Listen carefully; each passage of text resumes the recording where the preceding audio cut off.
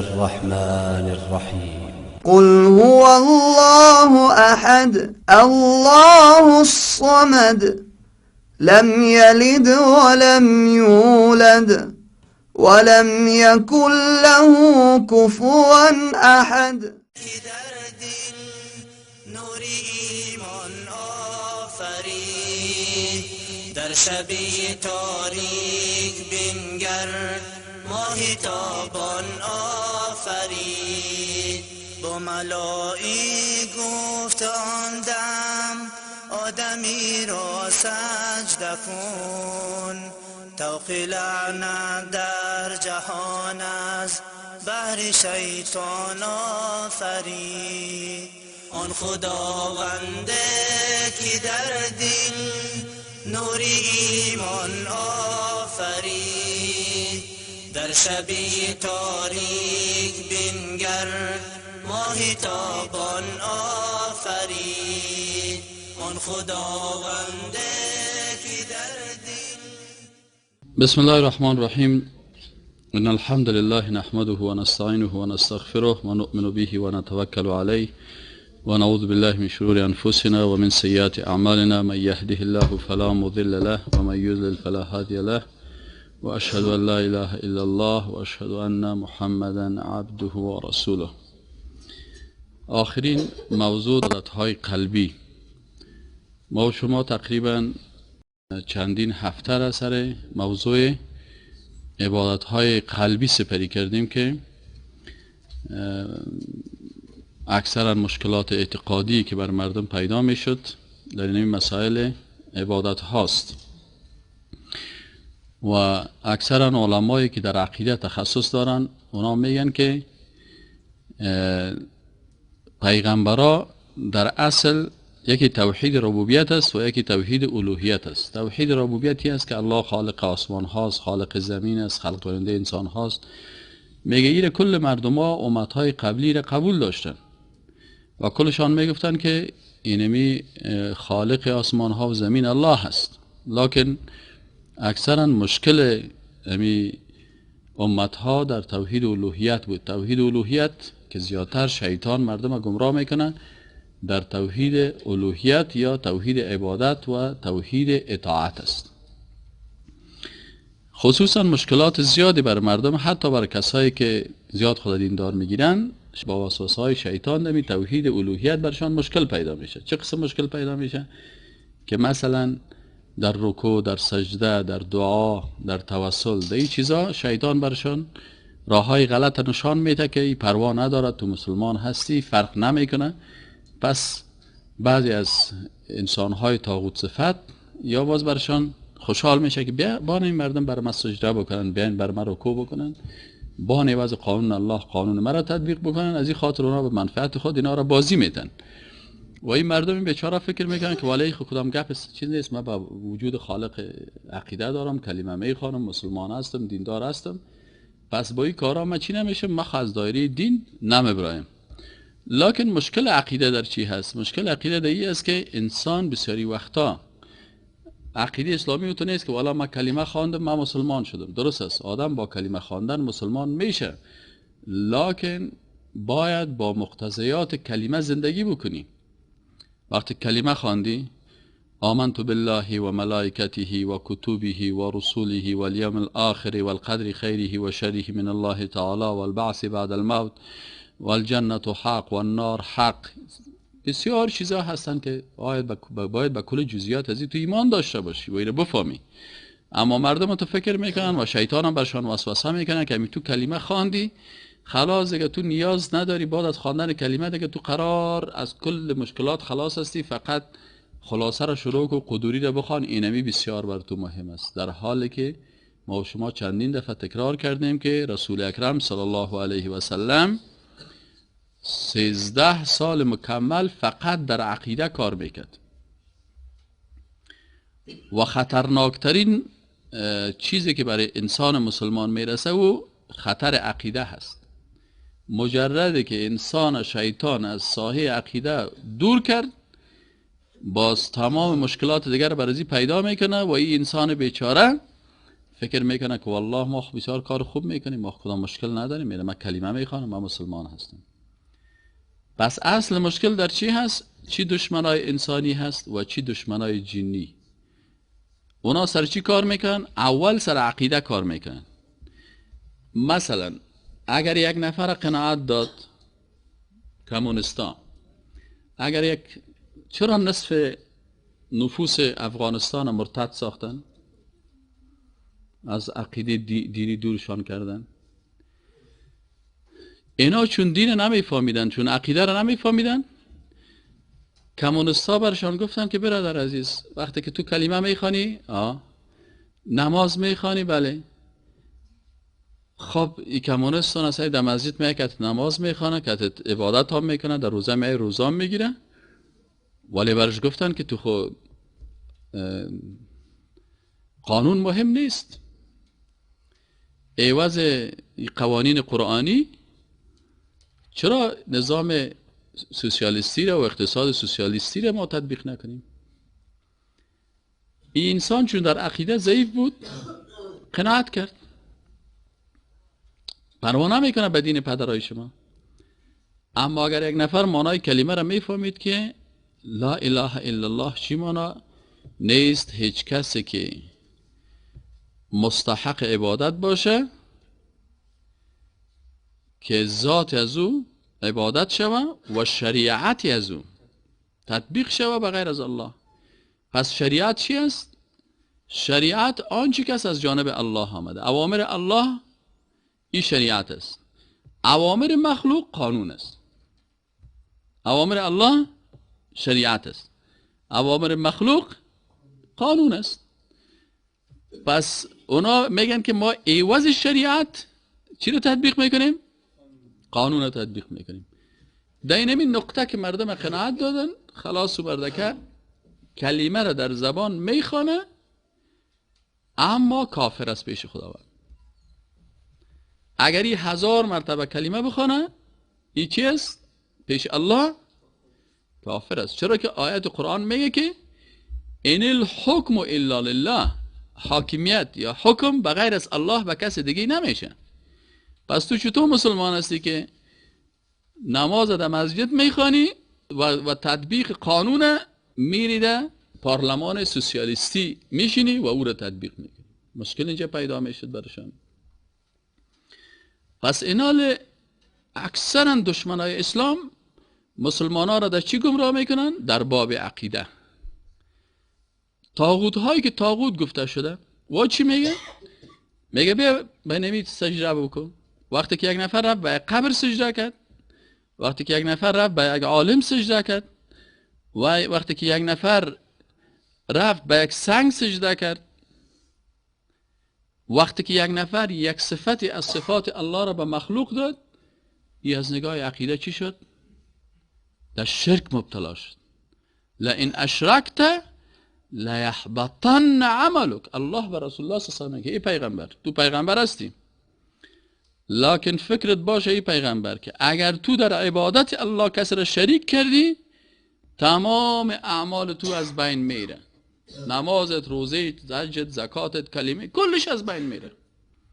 از این خاطر احتیاط کو که کسی را در عبادت الله شریک نکنی.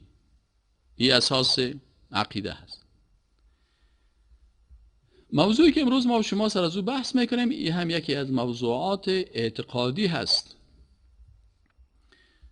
مربوط میشه به عبادت های قلبی و زبانی. هم قلب است و هم در زبان گفته میشه. اینو چی میگن؟ استمداد میگن. استمداد چی مانا؟ استمداد ما و شما گفتیم که وقتی که الف و سین و ت در یک کلمه عربی میه به معنای طلب مانا میتن. استمداد یعنی طلب مدد. استمداد یعنی چی؟ طلب مدد. خب استمداد چی مانا؟ بچا شاگردای مدرسه که اینجا شیشه، استمداد چی مانا؟ آفرین. استمداد طلب مدد است. مدد چی رو میگن؟ کمک میگن. استمداد طلب مدد یا کمک. خب اینال اینمی کمک یا مدد در اسلام که است، در عقیده اسلامی دو قسم است. چند قسم است؟ دو قسم. خوب فکرتان بگیرید. استمداد و مدد و کمک این دو قسم است. یک قسمش در عالم اسباب است، یکیش در عالم مافوق اسباب. خوب فکرتان بگیرید. مثلا ما و شما در کدام عالم زندگی میکنیم؟ در عالم اسباب زندگی میکنیم. این عالم اسباب مربوط ما مخلوقات میشه. ما فوق اسباب مربوط کی میشه؟ مربوط الله میشه. پس اینال کمک خواستن در عالم اسباب ما میتونیم که از مخلوق هم چی کنیم؟ کمک بخوایم در جایی که توان مخلوق باشه. در جایی که چی باشه؟ توان مخلوق باشه. پس ما استمداد یا طلب کمک یا طلب مدد از مخلوق میکنیم در عالم اسباب وقتی که مخلوق توان از او را داشته باشه. ده هیچ مشکل نیست. مثلا من برای یک کسی میگم که برادر عزیز نام شما چی است؟ بر استاد ذبیح الله خان میگم که استاد ذبیح الله خان امروز ما طرف شارنو میرم. خودت کدام طرف میری؟ میگه استاد من همون طرف میرم. پس میشه مرم برسانی در شارنو؟ کتم کمک کرد. کتبت بالقلم در کتابای نحوی میگه چی؟ نوشته کردم که چی؟ با کمک قلم. پس اینجا قلم کمک کردن میتونم آره. عالم اسباب است. پس ما میتونیم از قلم استفاده کنیم در نوشته کردن. صحیح؟ از انسان استفاده کنیم در چی؟ در کاری که در توانش است. این در عالم اسباب است. پس رفتن پیش دکتر مشکل داره؟ نداره. چرا؟ در توان دکتر است که ما را معاینه کنه. در توان دکتر است که ما را دوا بده. در توان دکتر است که ما را عملیات بکنه. در توان دکتر است که عملیات تلویزیونی بکنه. پس این چی میگن؟ استمداد یا طلب مدد. در عالم چی؟ عالم اسباب. پس در عالم اسباب این قاعده هست، قاعده اعتقادی. در عالم اسباب کمک خواستن و مدد خواستن از مخلوق که توانایی آن را داشته باشد. چیه؟ که توانایی آن را داشته باشد جایز است. صحیح است نه؟ ها؟ خب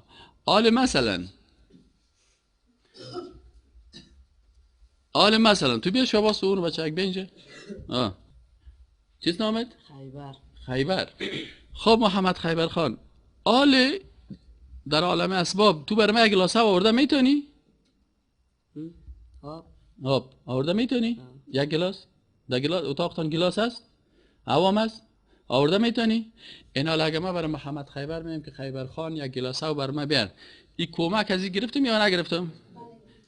چرا جایز است؟ به خاطر از اینکه خیبر توانایی یا آوردن برای من داره نداره؟ پس در عالم اسباب از مخلوق کمک گرفتن چی هستن؟ برشاب است. فهمیدین یا نه؟ این شد مثال است. دکتر عین گپ است، انجینیر عین گپ است. صحیح نه؟ عالم اسباب است. عالم مافوق اسباب چی میگه که در اونجا مخلوق توانایی نداره. مخلوق چی است؟ توانایی نداره. صحیح؟ پس در جایی که مخلوق توانایی نداره از کی کمک میخوایم؟ از الله کمک میخوایم. چرا مخلوق واسش نمیرسه. حالا ما میخوایم که الله برای ما یک بچه بده. صحیح نه؟ این حال پیش دکتر وقتی که بیری برش بوی دکتر صاحب من میخوایم بچه داشته باشم، دکتر میگه والا صاحب ببخشید ما خودم 20 سال است تابال داد هندوستان رفتیم پیچکاری کرده نفس ما را کشید، ما به خود بچه داده نمیتونم. اگر مثلا معاینه میکنم میشه که دمی اعضای بدن کدام مشکل داشته باشی یا خانمت مشکل داشته باشه دی کارا مکد کمک میکنم، اما ما برای تو بچه و دختر تضمین کرده نمیتونم. چرا که خالق کی است؟ الله هست. صحیح نه؟ اگر یک کس پیش شاید شمشیره میگه او شاید شمشیره برای من یک بچه بده، اول شاید شمشیره صدای ازیره نمیشنوه. چرا؟ شاهد شمشیره از جهان ما رفته در عالم کجاست؟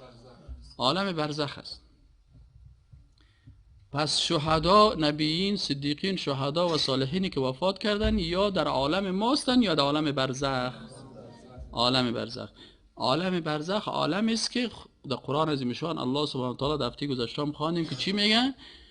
ولا تقولوا لمن يقتل في سبيل الله اموات، کسایی که در راه الله مرده و را مرده نگوین، بل احیاء، بلکه اونا زنده هستن، ولکن لا تشعرون، لکن شما نمیفهمید، چون او عالم غیب است. اگه تو میگی من کت شهید گپ میزنم، من کت شهید شمشیر صاحب گپ میزنم، خب از این گپش چی معلوم میشه؟ که یعنی مردکه میگه که من غیبم میفهمم کت شهید شمشیر گپ میزنم، خود عالم برزخ است. اگر ما بیایم براتون بگیم که والله برادران من امشب در بیداری کت پیغمبرا گپ زدم، راست گفتیم یا دروغ؟ دروغ گفتیم، به خاطر از اینکه پیغمبرا در عالم کجا هستن؟ برزخ هستن و عالم برزخ عالم غیب است. رسول الله صلی الله علیه و سلم در شب معراج برده شد به آسمان ها، نه؟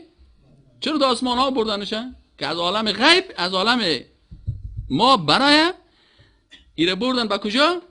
با عالم غیب. در برزخ در او عالم امرای پیغمبر چی کرد؟ ملاقات کرد. صحیح نه؟ اما در جهان در روی زمین نگفت که ما که پیغمبر را قصه کردیم. ببینن وقتی که روایت میخواین سر شکمه که در انگلیسی میگه use your mind. use your mind چی مانا؟ یکمه که عقلت دکار پرتو. پس اینا رسول اکرم صلی الله علیه و سلم چرا که موسی علیه السلام و دیگه پیغمبران در شب معراج ملاقات کرد؟ به خاطر که یک سفر چی بود؟ غیبی بود. از عالم اسباب کشیده شد بردنش به عالم دیگه که در اونجا در عالم برزخ دیگه پیغمبرها را دید، زندگی از اونا را دید، نشست و برخاستشان را دید. صحیح یا نه؟ پس ایناله کسایی که در این زمین شیشته اگر میگه نیست ما رفتم پرواز کردم از عالم اسباب برآمدم ادعای غیب میکنن، این همیره در کفر میکشانن. چرا که ما خب پیغمبر نیستیم، ما اشخاص عادی هستیم و ما مقید به می عالم اسباب هستیم. باز زمین روزی که ملک الموت در جانت آمد و از گلونت گرفت خفکت میکرد، باز اونجا در قرآن میگه فبصرک الیوم حدید، باز این روز چشمای تو چی میشه؟ الحده در زبان عربی شیره میگن، خب تیز میشه. تیز میشه که پردای غیب برداشته میشه، اونجا میبینی که ملائکه است، اونجا میبینی دوزخ است، اونجا میبینی که عالم دیگه است. از این خاطر مجردی که فرعون غرق میشد صدا کرد که آمنت بما آمنت به بنو اسرائیل، صدا کرد که من سب ایمان آوردم. چرا؟ برای گفت نه آل دیگه گپکت خلاص است. چرا؟ تو چشمای تیز شد و کل چیز دیدی از عالم غیب برات کل چیز نشان داده شد. چرا که وقتی که ملک الموت دیدی دیگه از این دنیا رابطه خطا شد، رفتی به دنیای دیگه. او وقت باز کس کلمان بخونه کلمهش به دردش نمیخوره. از این خاطر فرعون او وقت ایمانش قبول نشد. بعضی مردم ها گناه میکنن تا وقتی که مرگ برش بیاد. باز وقتی که مرگ آمد باز چی میگه؟ انی تبت الان، من توبه میکردم. باز وقت توبهش قبول نمیشه. فهمیدین یعنی؟ پس گپ سر دیست که ما استمداد و کمک میخوایم از مخلوقات. در کدام حالت کمک میخوایم از مخلوق؟ در وقتی که توانش باشه. خب آل دعا، وقتی که دعا میکنی خواستن است نه؟ در دعا آیت قرآن چی میگه؟ ادعوا ربکم تضرعا و خفیه انه لا یحب المعتدین. ادعوا ربکم، شما بخواین دعا بکنین، کمک بخواین از پروردگارتان، تضرعا، بسیار با تضرع، یا الله ما بنده هستیم، یا الله عاجز هستیم، یا الله گناهکار هستیم، یا الله، و خفیه و چپ یا الله یا تو نکن یا الله من تو نکن. چرا؟ انه لا يحب المعتدین. الله انسانهای تجاوزکار خوش. پس وقتی که چیخ میزنی، چرا چیخ میزنی؟ معنایش است که البته به این فکر هستی که الله صدای تو را نمیشنوه تا که چیخ نزنی. اما وقتی که در آیت قرآن میخونی که الله از شارک گردن برای تو چی است؟ نزدیکتر است از نگاه علم. از نگاه چی؟ از نگاه علم. الله با ما نزدیک است از نگاه چی؟ علم. مجردی که در قلب ما یک گپ تیر میشه، من دارم بسر شما نمیفهمم. همین الان من چی میگم؟ در قلب من گپ زد، من چی گفتم؟ گفتم یا الله مرا بخش، یا الله من توبه کردم، یا الله عفو خواست. الله میفهمه یا نمیفهمه؟ میفهمه، به خاطر که الله عالم الغیب است. چی است؟ شما عالم غیب هستین؟ پس شما از قلب من نفهمیدید. کی فهمید؟ الله فهمید. اینی است عقیده اسلامی. حالی که ما از یک نفر کمک میخواهیم در عالم اسباب، صحیح نه؟ کمک میخواهیم در عالم اسباب. حالا من دو مثال براتون میگم، یکی کمک خواستن در عالم اسباب، یکی در عالم مافوق اسباب. خب شما ببین نامتان چی است؟ نام از اینا است رحمت الله. خب حالا ما برش میگیم که یا رحمت الله، یا رحمت الله، یا رحمت الله. تیش باید فتحه بگیرنی در ندا وقتی که میکنی مضاف است، نداست مضاف است. یا رحمت الله. صحیح؟ خب همین گپ ما بر رحمت الله درست است؟ چرا که رحمت الله اینجا چی است؟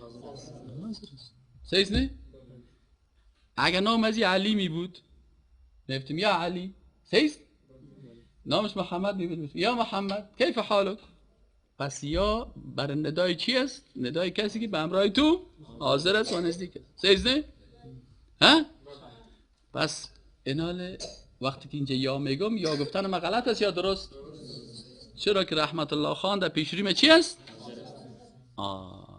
خب اگر اینال میگم یا الله، چرا درست است؟ به خاطر که الله عالم غیب است. چی است؟ پس وقتی که من میگم یا الله، یا الله، یا الله، یا الله، الله صدای مرا میشنوه. چرا؟ الله عالم غیب است. بغیر از الله دیگه کی عالم غیب است؟ هیچ کس. اگر ما بگیم که یا محمد صلی الله علیه و سلم، درست است یا غلط؟ چرا که محمد صلی الله علیه و سلم فعلا در این مجلس ما حاضر نیست، در عالم برزخ است. صحیح؟ پس این یا محمد. اگر بگیم یا علی، علی صاحب در کجا دفن است؟ گویان مرتضی علی در نجف است. در بلخ بیا ببین چی بیت الشرف است. جامین عدن گوی نه بین الجبلین، خورشید یکی و نور و هر طرف است. قبرش هیچ معلوم نیست. قبرش هیچ معلوم. در عالم برزخ است. هر جایی که هست در عالم برزخ است. لکن عالم غیب است یا نیست؟ ها؟ اینه. پس این حال وقتی که من از رحمت الله کمک میخوایم، میگم رحمت الله خان میشه که ما کمک بکنی مرا تا خیرخانه ببریم؟ میتونه نمیتونه؟ اما اگر بگم رحمت الله خان میشه برای من یک بچه بیتی؟ این میگه با خودم پشت بچه است، کباب است. ها؟ صحیح؟ ها؟ اگر رحمت الله مرا بوی بتی بچه، من بچه برای زاده میتونم؟ چرا که خالق کی است؟ الله است. پس اینا تقاضا در عالم چی هست؟ بفرمایید. اینا تقاضا در این قسمت علما چی میگن؟ میگه ان الاستمداد، میگه استمداد که در عالم ما فوق اسباب میشه، ان الاستمداد عباده. استمداد که در ما فوق میشه که دعا میکنی و طلب کمک میکنی که یا الله، اینمی خودش چی هست؟ عبادت است. والعبادة لا يجوز ان يصرف منها شيء لغير الله. و عبادت اجازه نیست که بغیر الله آن چیزی که در عالم ما فوق اسباب است از اونا چی شود؟ به اونا داده شود. این حال اگر کسی مدد میخواه از مخلوق در چیزی که توانش نیست، در آن چی که مربوط خالق میشه، اگر از مخلوق چیزی را میخوایی که توان مخلوق است مشکل نیست، اما اگر از مخلوق چیز را میخوایی که او کار مخصوص الله هست، پس مخلوق با الله چی کردی؟ شریک ساخت. و این شرک میگن. صحیح شده؟ واضح شده انشالله؟ ها؟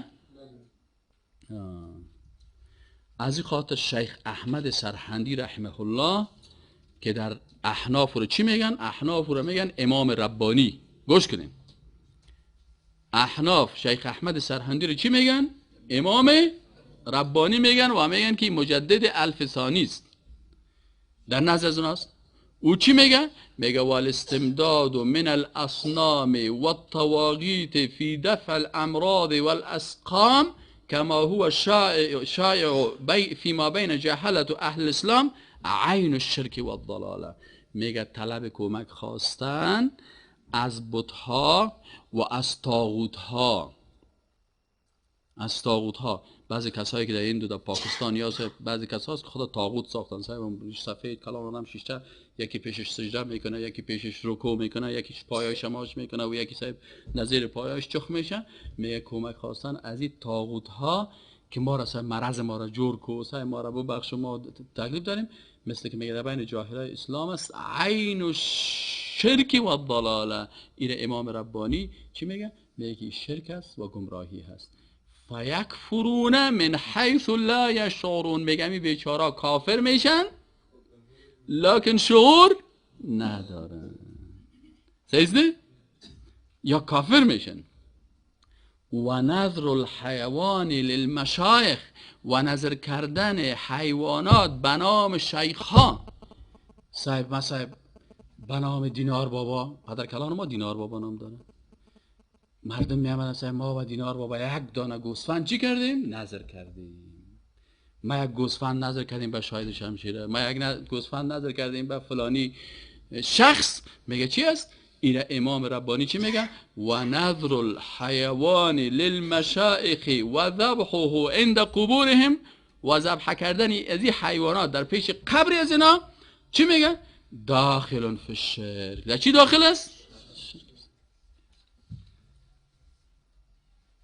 اگر کسی بر قبرها و بر زیارتها و بر مشایخ، ایره امام ربانی میگه چی میگه؟ میگه کسی نظر میکنه یک حیوانه یا یک چیز به نام اینمی مشایخ و در پیش قبرهایشان و بر از او ذبح میکنه، این چی است؟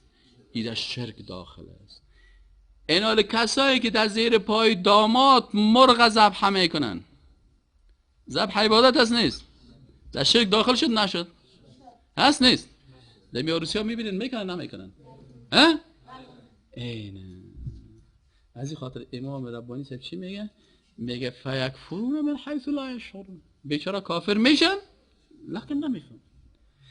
آجی صاحبا که من زیر پای آجی صاحب گوسفند ذبح میکنن نمیکنن؟ میکنن نمیکنن؟ خب این چی میگه؟ میگه که و ذبح عند قبورهم، چی در پیش قبرش حیوان ذبح کنین، چی به زندهش، چی به؟ چرا ذبح کردن عبادت است. ذبح کردن چی است؟ عبادت است. خب ولا یجوز اشراک احد به تعالی فی عبادت. میگه جایز نیست شریک کردن هیچ کسی در عبادت از عبادت الله. و طلب الحاجات من غیر الله، و طلب حاجت. او شاید شمشیر است، ما یک حاجت داریم، حاجت روای ما شاید شمشیر است، حاجت روای ما یک بعضی ها میگه که علی است، بعضی ها میگه حاجت روای ما مچم فلانی شخص است. از این خاطر میگه که ولا چی است؟ و طلب الحاجات من غیر الله عین الضلاله. این من نمیگم، میگه کی است؟ امام ربانی هست. این حالا اگر وهابی ها میگین او را بگوین، مرا نگوین. صحیح است؟ اگر میگین وهابی مگه بازور گفتیم ها؟ میگه نقل کننده یک گپ خودش هم چی نیست، اما این عالم میگه دیگه، نه هر چی که تخلصش میمانن به دست خودتان. اما اگه میگه نه عالم است و شیخ بزرگ است و عالم اسلام است و مجدد الف ثانی است و کل از ما او را دوست داریم، پس با اساس دوستیش گپایش هم باید چی داشته باشین؟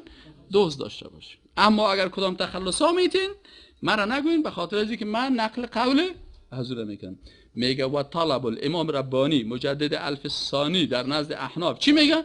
و طلب الحاجاتی من غیر الله عین الضلاله و تسویل الشیطان الرجیم.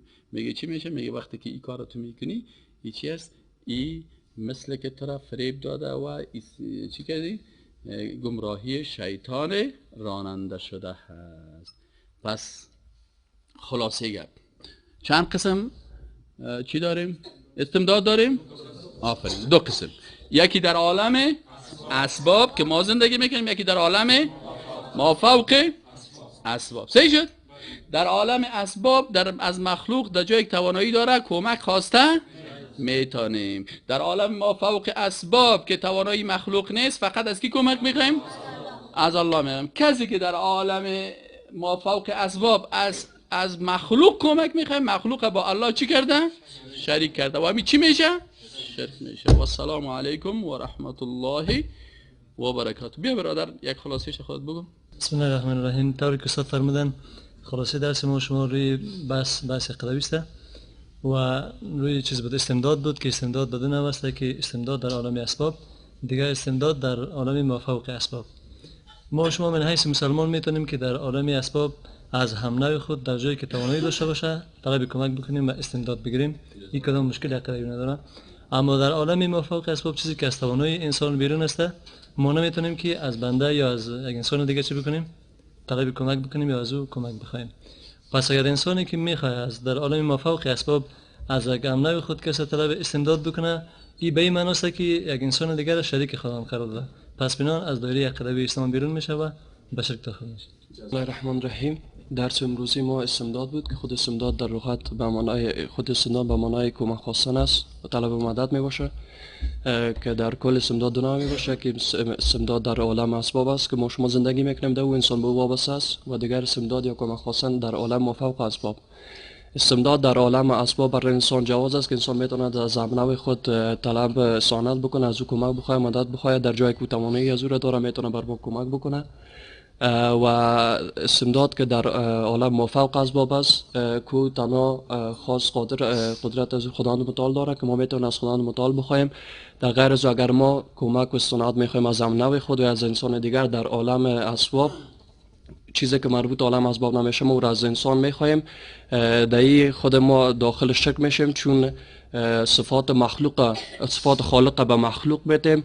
و شیخ احمد سرهندی که او امام ربانی میگن و عالم میگه که کمک خواستن و طلب استعانت خواستن از طلب استعانت خواستن از طاغوتای عصر و یا پیشکسی که نامیدن که او توان از او در قدرت و از او نیست، از این خواستن اینا در شرک داخل میشن و طوری که خود از اینا همچون نمیفهمن، اینا خودشون داخل شرک میشن و خودشون شعور از این ندارن که اینا داخل شرک شدن. همچنان نظر کردن حیوانات که اینا به نام فلانی یا به نام فلانی شیخ اینا نظر میکنن و یا حیوانات میرن در پیش قبرشان ذبح میکنن، چون خود ذبح عبادت است و عبادت که بر شخص میشه خود از این گناه است و داخل شرک میشه. پس عبادت کردن و ذبح حیوانات در به نام فلانی یا به نام فلانی یا به نام اشخاص و یا در پیش قبرشان اینا جواز نداره و از اسلام خارج است. اعوذ بالله من الشیطان الرجیم. بسم الله الرحمن الرحیم. به جایزه استاد خلاصه درسی که امروز ما شما خواندیم استمداد بود که یکی عالم اسباب بود، یکی عالم ما فوق اسباب. البته استاد فرمودن که در عالم اسباب ما میتونیم که از امنویان خود یعنی از انسان ها کمک بجوییم. مثلا ما شما آب ضرورت داریم، زمان ما میتونیم یک شخصی که گلاس نزدش باشه و آب آوردن در توانیش باشه ما میتونیم که برادر یک گلاس آب بیار. یا اشخاص دیگه که اگه موتر می‌داشته باشه ما از اون کمک می‌طلبیم که ما تا فلان منطقه و فلان مکان برسن. او شخص توانایی زور داره ما شما رو میتونه برسونه. اما فوق اسباب مختص به خداوند پاک است که ما شما نمیتونیم که از خدا از انسان ها کمک بطلبیم. البته یک حکایت خیلی جالب است من خواستم به خاطر بیام اینجا قصه بکنم. یک شخص ازدواج کرده بود که در قوم ما تقریبا 4-5 سال از ازدواج گذشته بود، خانه‌اش اولاد نمیشد. هر جایی که آدرس قبر بود، پیر بود، مرشد بود، ملا بود، میرفت هر قدر که کوشش میکرد حتی در ولایت ها سفر کرد پیش قبر و مرشد و پیر و مردم ها رفت، خانه از اولاد نشد. بالاخره از روزها همی مادر دمی بچه از هم از سنوی خود ناراض بود، هم از خود بچه خود، چون کدام کار کرده بودن از خانه برآمده بودن. دوباره میرن پیش مادر خود، از مادر خود معذرت میخوان، مادرش گریان میکنه، بر دعا میکنه برو بچه‌م خداوند بر اولاد بده. بالاخره می دعای مادر وسیله شد که چند مدت بعد وقتی که معاینه میکنن دکتر میگه که تو عامل هستی و خونی تو اولاد میشه ان شاء الله.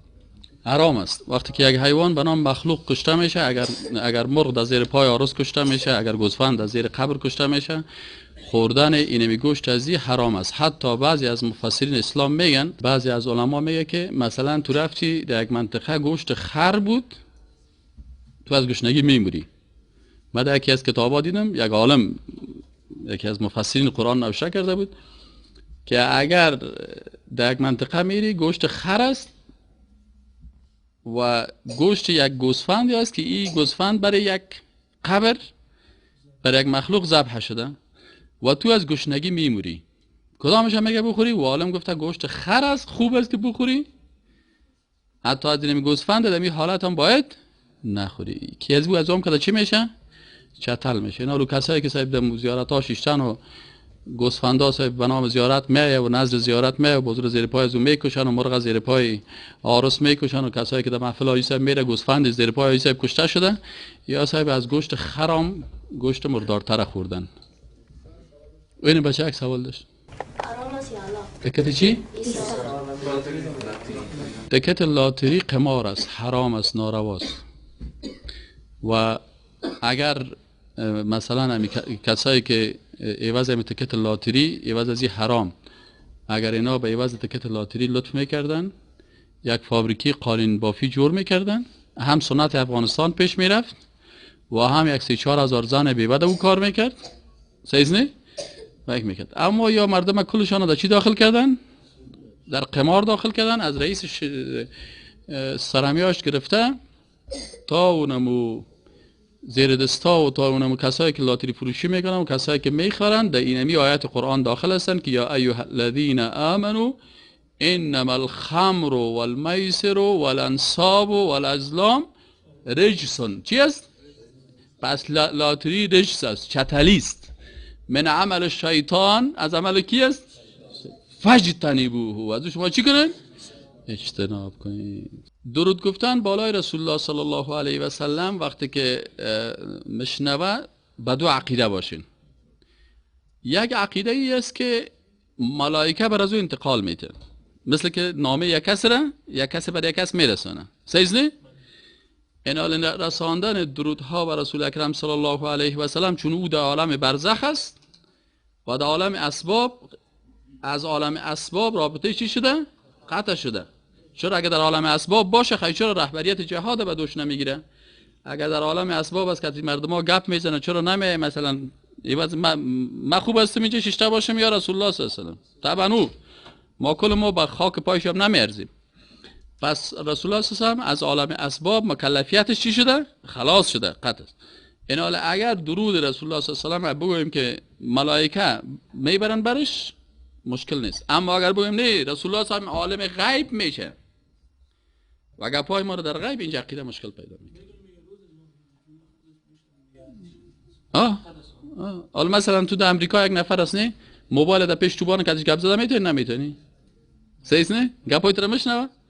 این حال پیش الله چی مشکل داره که در این حالت او را برش برسانه به یک شکل از اشکال. اما ای که پیغمبر که از بگه که عالم غیب است باز مشکل پیدا میشه. بفرمایید. دمی مغزن یا مغزن ها کجور میکن که گاو میکشن خونشا میرزنن ای گوشت گاو علاقه زی پیش مغزن ها؟ سر زمینش. سر زمین کسی مثلا در یک جای میکشه میگه ما به خاطر رضایت الله گوسفند میکشیم، خداوند بر ما توفیق داد که مغزن ها جور کنیم، اونجا ذبح برای الله میکنه و او پروا نمیکنه. خدام صحابه باول رسول اکرم صلی الله علیه و میشیده باشه. یکی از عالمای صوفی بوده دیگه نظر به شفا بود باول رسول اکرم صلی الله علیه و سلم نظر به میاد. خدام مقوله را گفت چه قسم؟ باول رسول الله صلی الله علیه و سلم و مواد غایتی رسول الله صلی الله علیه و سلم نجس بودن. فهمیدین؟ چی بودن؟ نجس بودن. باشین من براتون سوال از رو جواب باز براتون میگم. اینا نجس بودن، پس بول از اونا و غایطهشان چی بودن؟ نجس بودن. رسول اکرم صلی الله علیه و سلم با شخصیت عالی که داشت هیچ وقتی در زندگی کسی را به این که یک چیز نجس بخوره امر نکرده. اما یک قصه، یک روایتی که آمده او روایت طور است که یک خانم که در خانه رسول الله صلی الله علیه و کار میکرد، فهمیدین؟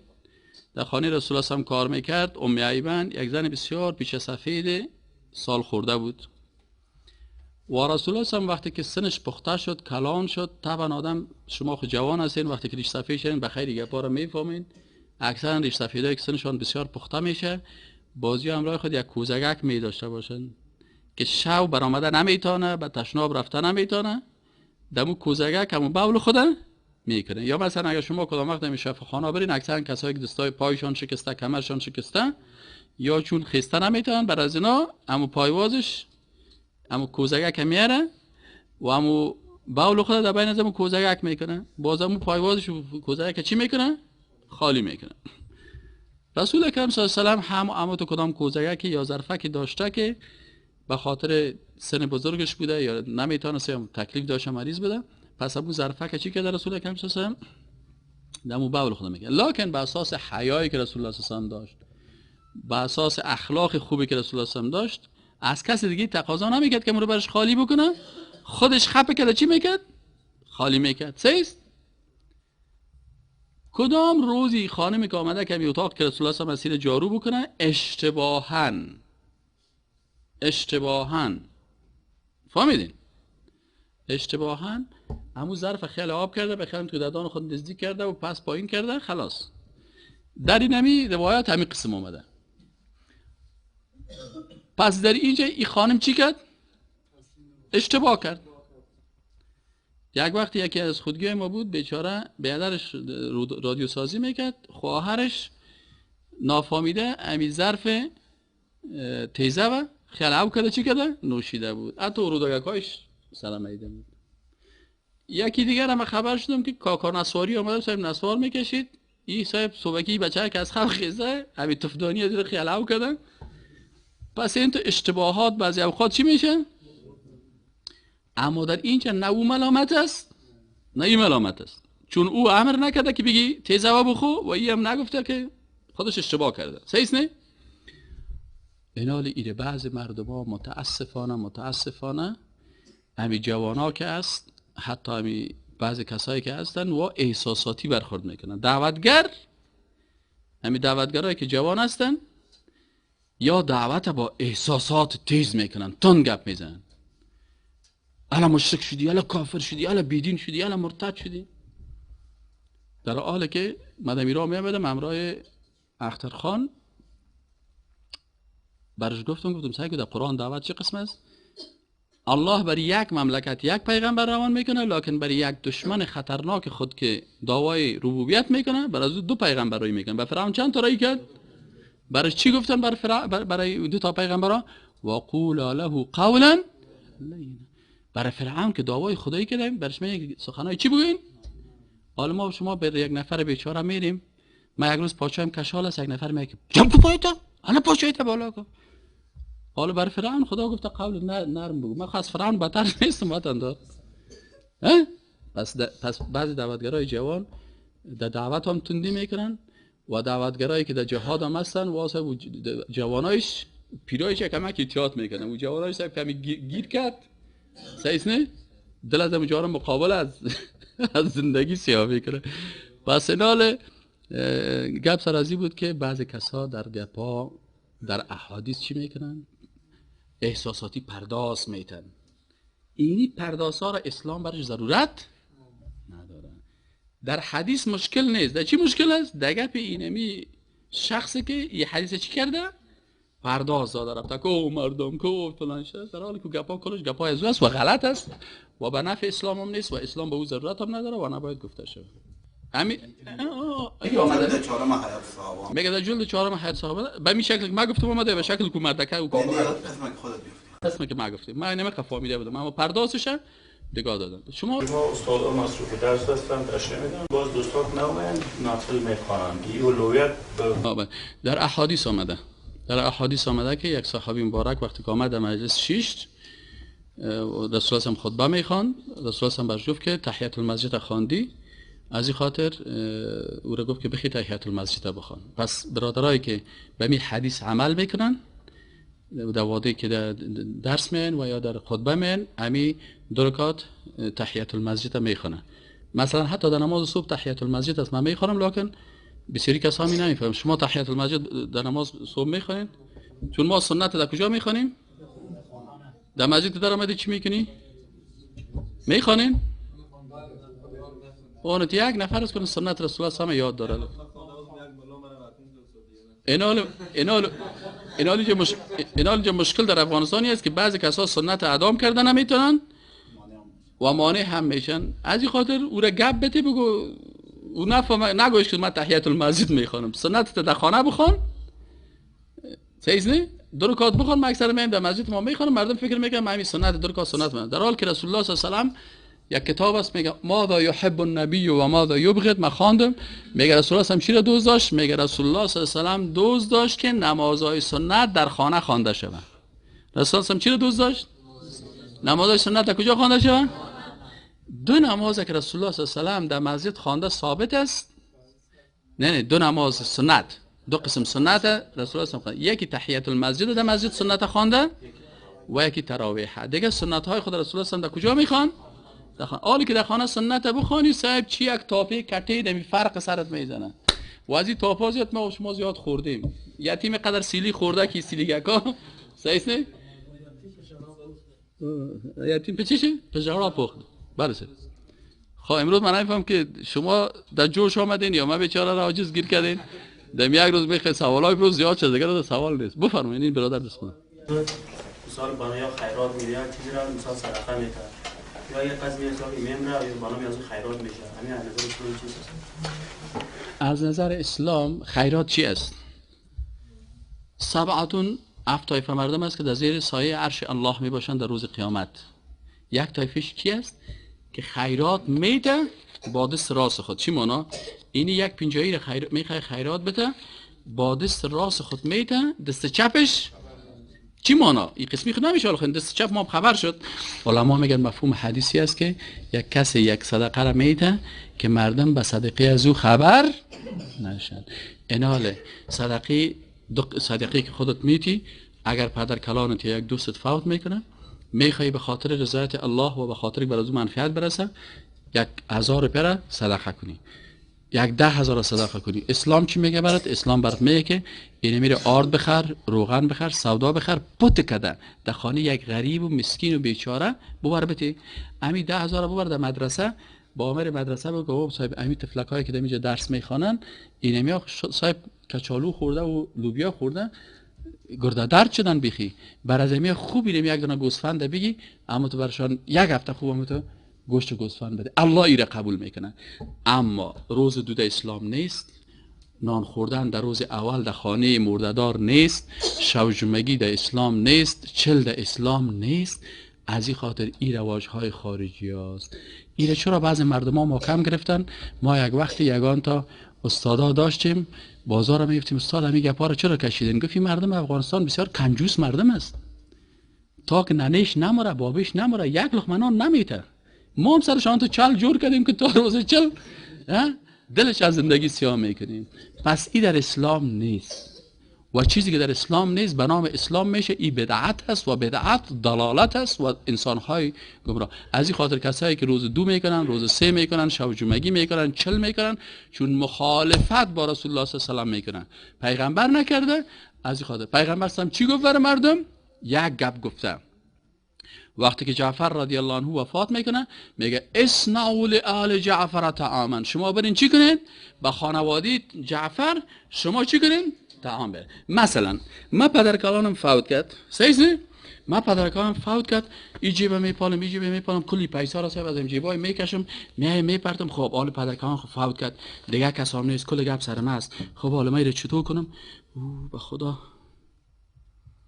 این خود صاحب پیسی قبرم نمیشه. از اینجا صاحب کشور اسلامی است، ما مسلمان هستیم دیگه. نه سعی میکنه که من اگه این دمی چرت هستم که خب ما پیسه از پیش که قرض بگیرم چطور کنم. دروازه تک تک میشه. سلام علیکم. و علیکم السلام. کی هستی؟ رحمت الله خان هستم، ذبیح الله خان هستم، فهیم خان هستم. چی میگن بیادرم؟ ما صاحب با بیلا را گرفتیم میریم دمی قبرستان با این پدر کلان قبر میکشیم. الله خدا خیرتان بده. چه خوب کار شد خدا. بس یا رفتن قبر کردن. سید جمیل خان استاد والا صاحب من یک اندیوال داشتم، یک 10 تخته سنگ پیدا کردم واخو کندن امی تخته سنگش ما.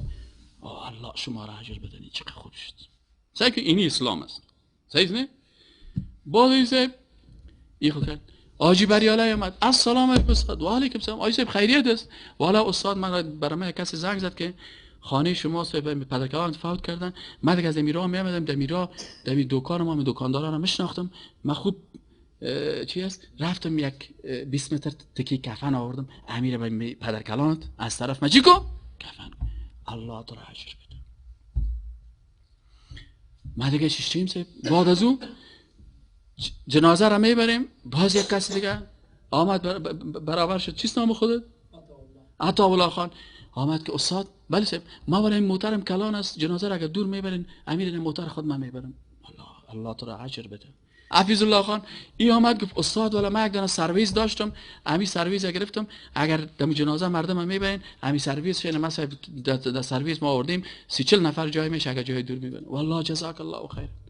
یک کس دیگه مثلا یک ریش سفید صاحب پیدا شد آمد استاد سلام علیکم. و علیکم السلام. والا صاحب من دیگه کار کردن نمیتونم غریب هستم امی جنازه این پدرکلان تا مبوش شویم ثواب است. بارک الله فیک. پس یکی این کار کرد یکی کرد. ما صاحب رفتیم جنازه رو دفن کردیم. آل صاحب یک کس دیگه میگه والا فلانی صاحب بله من در خانه یک شعله پخته که امیر آوردم. یکی دیگه صاحب خیست یک ذره کچالو آورد. یکی دیگه آورد. صاحب یک وقت سال میگیم در خانه به خانه میخونه صاحب کچالو پیاوا و هر چیز رسید دیگه مردم صاحب جنازه رو دفن کردن. کلگی استاد با امان خدا پناهتون به خدا برین. والا صاحب پیسه‌کای من در جیب ما نمان.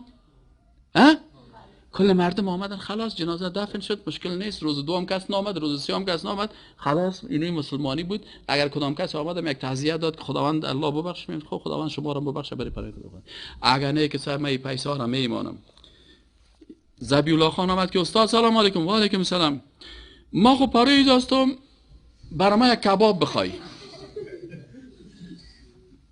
خب برای من یک کباب صاحب اینه این یک سرویس برای تو زار کو. والله خب بدل بتومته بدل خو نمیتومته این زار تو. خب دیگه چی دیگه بگه که استاد 12 بجه است 11 بجه است چی گپ است 200 نفر در خانه شیشه میگه نان بیار. الهی صحیح بخاری به شرمانیتون صحیح مسلم هم به شرمانیتون. حال چطور کنم؟ برای او زنگ بزن. صاحب من مجبور هستم پیسه خو ندارم. از او قرض بگی برای 200 نفر شکم کتا زار تیار کو که یا بخورن. این اسلام است. با صاحبی صاحب پیسه قبر کنم از جیب خود میتونم صاحب از او قرض کو. آخر آجی صاحب علیه سلام علیکم خوب هستی صحت خوب است. آقای صاحب این تو پدرکلان ما مردن 200 نفر لندغر در پشت خانه آمدن نان میخورن خدایا را هلاک کنه. این صاحب تو یک 4 لک روپیه برای من قرض رایی کن. صاحب مرا در مردی عزیز صاحب در روز اول 1 لک روپیه رفت. روز دوم باز صاحب یک خیل زن صاحب موترا تا میشن صاحب. روز 3 باز روز شب جمعگی باز که حالا ختم میکنیم الحمدلله. در ختم هم دیگه چی میکنم ما را یک وقت ختم میبردیم ما در مدرسه بدیم. خب باز ما را در ختم ما دیگه چی میکردیم یک کلانه که ما را بردن ما را فو بچا 5 سپاره برت رسیده در نیم ساعت خلاص کنی. خب یک سپاره رو میگرفتیم باز الف لام میم و من الناس من یقول آمنا بالله چیخ بزن که خانوالا بشنوه. و من الناس من یقول آمنا بالله و بالیوم الاخر و ما هم بمؤمنین سیقول السفهاء من الناس ما ولاهم عن قبلتهم التي كانوا عليها. اما و بیرکت ختمانه این اسلام است. قرآن خوانش هم دروغ گویی. مرده‌ها را صاحب قرضدار میکنیم. ما خانه مردکه را خراب میکنیم، کت قرآن دشمنی میکنیم، کت قرآن فریب میتیم. الله ما را عفو بکنه که بر مردم گفتیم که ختم کردیم، دروغ ختم نکردیم. الله هم پیسایی را که خوردیم ما را ببخشه و استادی که ما را راهنمایی کرده دوزخ ککرش کنه که ما خود نمیفهمیدیم، ما در مدرسه بودیم. این حال کجا یادی اسلام است؟ یک چیزی نه در اسلام برادر عزیز. اگر در اسلامی بود پیغمبر خدا میکرد. آیا رتبه ما از پیغمبر که بلند است؟ بدعت خطرش این است که بدعتکار دشمن رسول الله هست. چرا بر رسول الله صلی الله علیه و آله میگه که تو نکردی، تو دین نرساندی، من دین رو تکمیل میکنم. تو شوجمه نکردی، من میکنم. پس یا با آیت قرآن عقیده ندارن که الیوم اکملت لکم دینکم. از این خاطر برادر عزیز بلیاز خدا شوجمگیر شلا نگیرین، بلیاز خدا روز 2 روز 3 شلگی نگیرین. تجارایی که پیسه دار هستن از خدا بترسن، به خاطر که غریبا را در حرج و جنجال نپردن، همین کارا را نکن. بله. صدا یک کتاب از سایت اینترنتی گرفتم از سایت عقیده. اون که بوده درباره تصوف بود. و اهل تصوف و اهل بدعت بود. می‌خواستم را چون گفتم. خاله صاحب در بدعتکاری های بسیار. من یک وقت شما اگر در تصوف دو بخش است، یک استاد بر ما داده بودن، من به این نظر هستم والله اعلم که دیگه علما این گپ مرا تا چی اندازه. منتها دو قسم بود.